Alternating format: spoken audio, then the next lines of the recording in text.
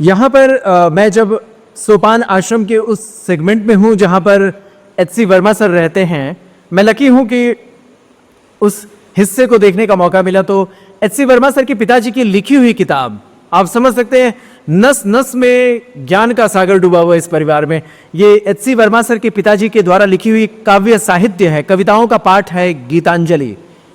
आप सर इसके बारे में बताएंगे, पिताजी पढ़ने में कितने अच्छे थे या फिर उनकी जो एकेडमिक एजुकेशन कम होने के बावजूद भी वो किस तरीके से जुड़े रहे, उसके बारे में सर कुछ अपने अनुभूति या जो एक्सपीरियंस रहे हैं। फॉर्मल एजुकेशन तो उनका कभी हुआ ही नहीं। अच्छा, फॉर्मल एजुकेशन कुछ ही नहीं था। हाँ, तीसरी चौथी क्लास भी पास नहीं की थी उन्होंने। शायद कुछ महीनों के लिए कभी स्कूल गए होंगे।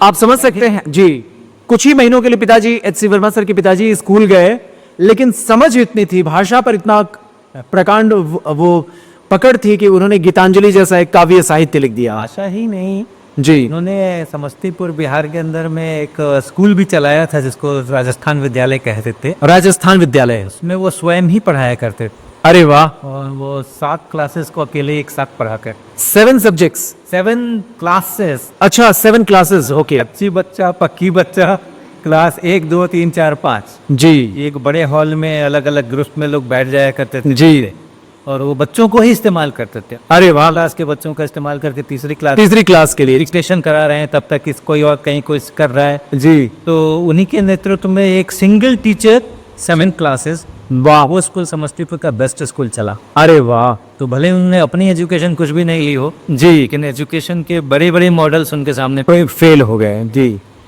तो उस बहुत तरह की प्रतिभाओं में से एक ये थी, ये बंगला में जो रविन्द्रनाथ ठाकुर के नोबेल पुरस्कार जिस पर मिला था, इंग्लिश वर्जन पे मिला था जी, उसकी जो बंगला की मूल प्रत्येक थी उसको हिंदी से, इससे उन्होंने हिंदी में इसका अनुवाद किया है। अरे वाह। पद्य में अनुवाद किया है। हाँ भाई, कविताओं के रूप में, पद्य से पद्य में अनुवाद किया है। अरे वाह। छिप कर रहना, आंख बचाना, नहीं चलेगा नहीं चलेगा, निकट पहुंचकर फिर हट जाना, नहीं चलेगा नहीं चलेगा, आज हृदय में छिपकर बैठो फिर देखो क्या हो जाता है, कौन खोज लेता फिर तुमको, कौन बुलाने आ जाता है। वाह, शब्दों का कितना तारतम्य जोड़ा था उन्होंने। सर यहाँ पर मैं देख पा रहा हूँ ये आपका डेली रूटीन शेड्यूल होता है ना सर? सोपान आश्रम में जो भी सर का अपना एक शेड्यूल होता है, घर एक पूरी तरीके से खुली हुई किताब है, हर एक चीज का शेड्यूल बना हुआ है, कैसे सर काम करते हैं। आज का ये जी, आज ये हुआ। आज का ये शेड्यूल था कि एक प्लान था जी।